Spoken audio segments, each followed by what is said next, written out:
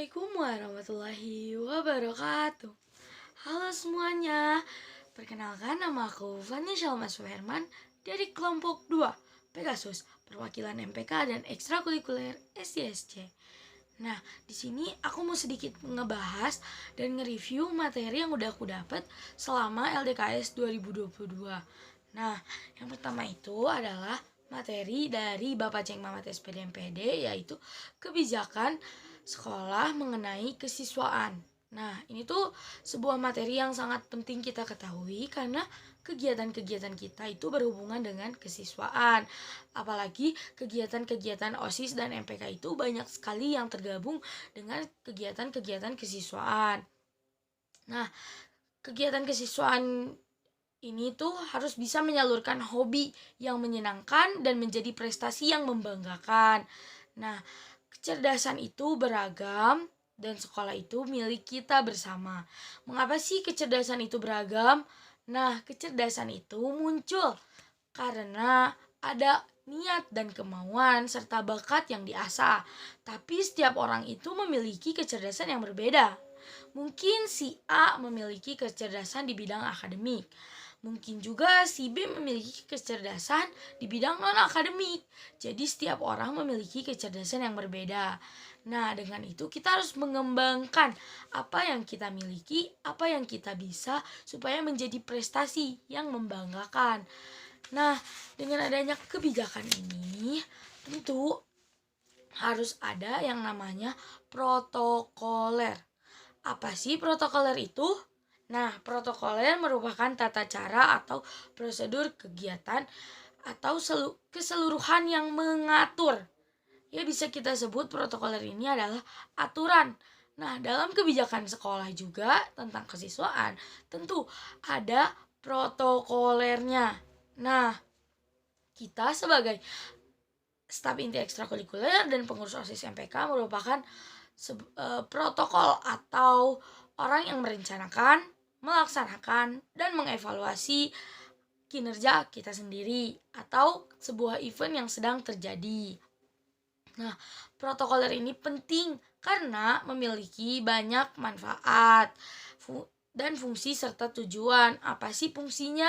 Fungsinya adalah menjadikan suatu kegiatan berjalan efektif dan efisien karena sudah ada protokolernya, sudah ada tata aturannya sehingga kita menjalankannya sesuai dengan aturannya.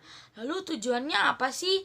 Tujuan dari protokoler adalah menjadikan suatu lembaga tertib, teratur, profesional dalam menjalankan suatu kegiatan. Ya, mirip-mirip lah seperti fungsinya. Nah, lalu selain tata aturan dalam kebijakan, apalagi sih tata aturannya? Nah, tata aturannya juga terjadi di keorganisasian. Nah, apa sih keorganisasian itu? Nah, banyak sekali definisi-definisi menurut para ahli. Tapi menurut saya, keorganisasian adalah sebuah wadah yang bisa menyalurkan aspirasi serta minat, bakat para anggotanya dan dengan tujuan untuk mencapai sesuatu yang diinginkan dengan tujuan yang sama. Lalu juga sebagai alat untuk meraih hasil yang belum didapatkan atau dicapai melalui individu. Itu organisasi ini.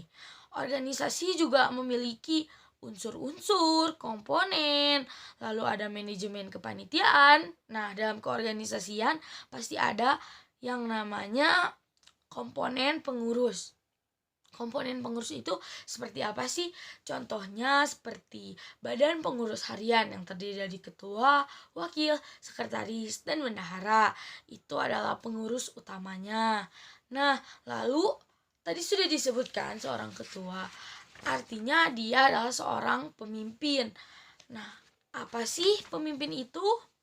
Apa sih kepemimpinan itu? Ya, pemimpin dan kepemimpinan merupakan hal yang berbeda.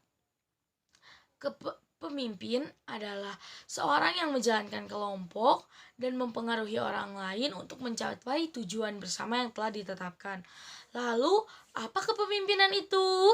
Kepemimpinan adalah sebuah sikap yang harus dimiliki oleh seorang pemimpin.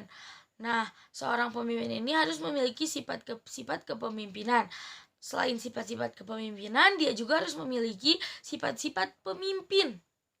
Sifat-sifat pemimpin seperti yang sudah dicontohkan oleh Rasulullah Shallallahu Alaihi Wasallam, yaitu sifat-sifat pemimpinnya ada 4. Sifat sidik artinya benar, amanah dapat dipercaya. Sifat tabligh menyampaikan, fatona cerdas artinya. Nah, itu sifat-sifat yang harus dimiliki oleh seorang pemimpin. Nah, kepemimpinan yang baik akan mengkoordinasi sumber daya manusia di dalamnya, juga mampu menggali dan mengembangkan potensi di setiap individu di dalam organisasinya.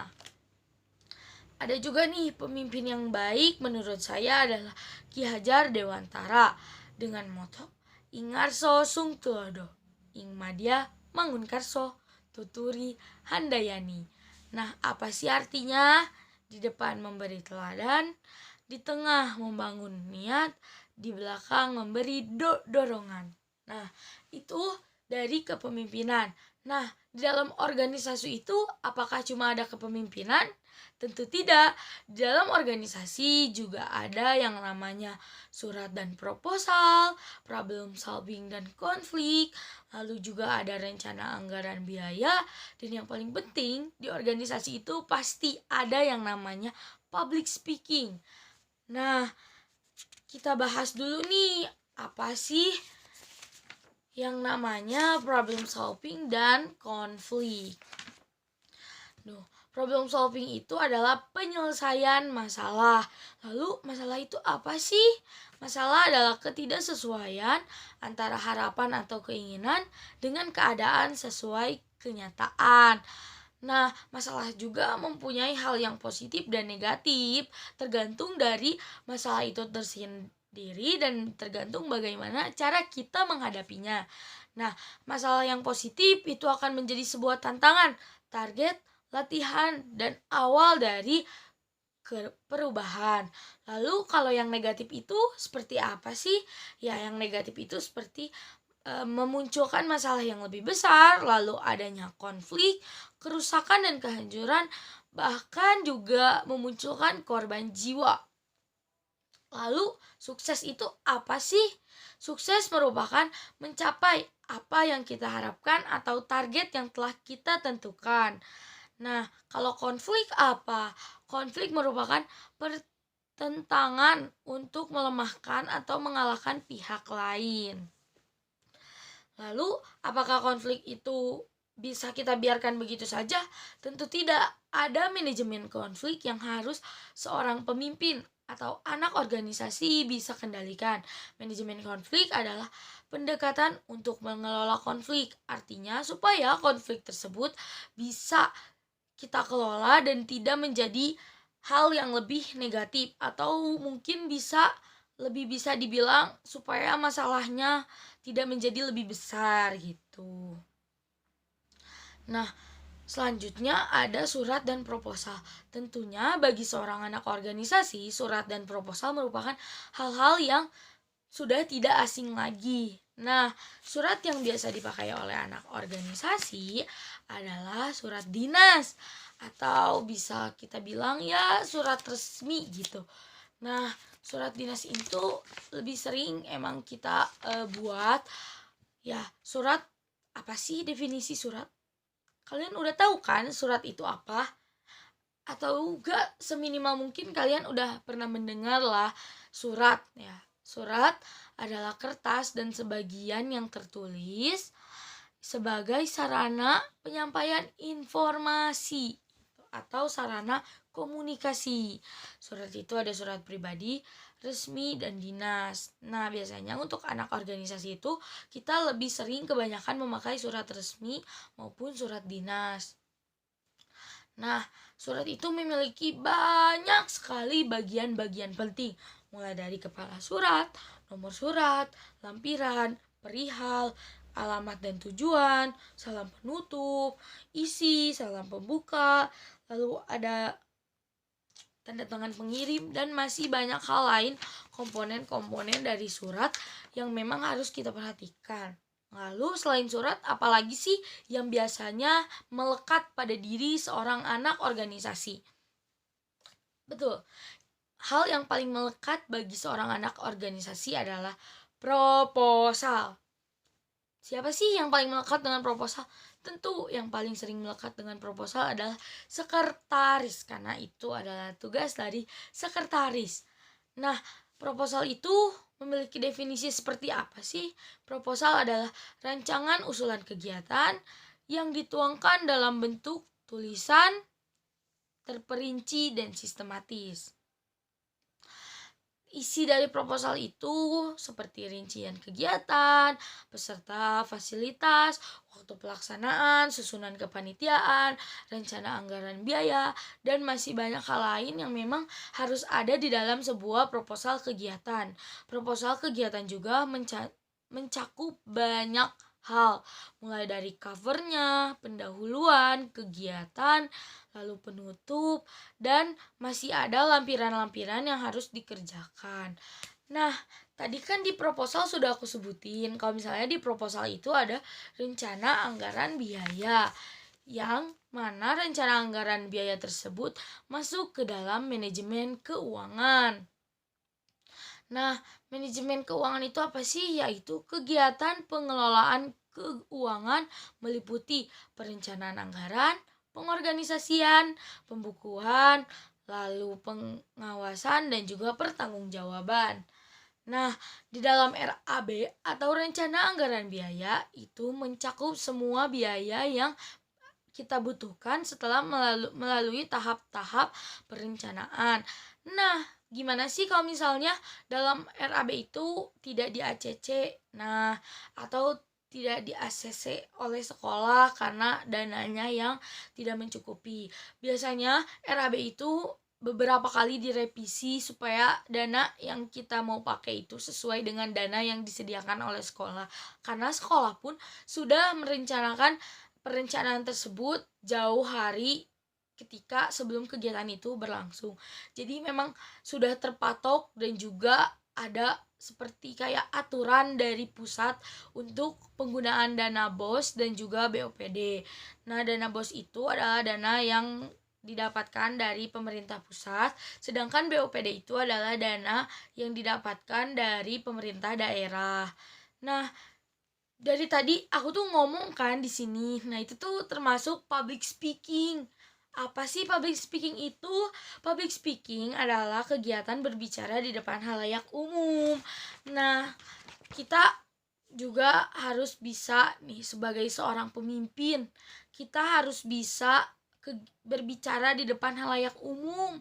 Apalagi kayak ketua OSIS, ketua MPK, mereka akan sering melakukan kegiatan sambutan-sambutan, laporan pertanggungjawaban, dan public speaking itu sebuah materi yang memang harus dikuasai. Selain dalam bagi diri anak organisasi, sebagai siswa-siswi biasa, terkadang guru juga lebih menyukai orang-orang yang memiliki seperti keahlian di bidang public speaking, karena jadi kalau misalnya di kelas tuh terlihat lebih aktif gitu. Jadi manfaat public speaking itu sangat luas sekali, tergantung bagaimana kita melakukan atau kita menyampaikan materi yang akan kita sampaikan. Public speaking juga memiliki beberapa teknik dasar. Yang pertama yaitu percaya diri. Nah, sebagai seorang public speaker, kita harus percaya diri. Percaya diri itu penting, guys.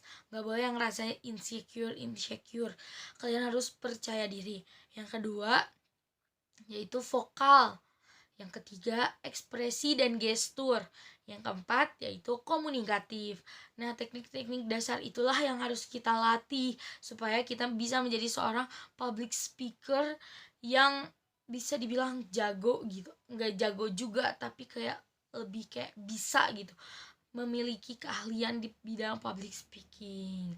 Nah, segitu aja materi yang aku dapet dari LTKS 2022. Mohon maaf apabila ada kesalahan. Wassalamualaikum warahmatullahi wabarakatuh.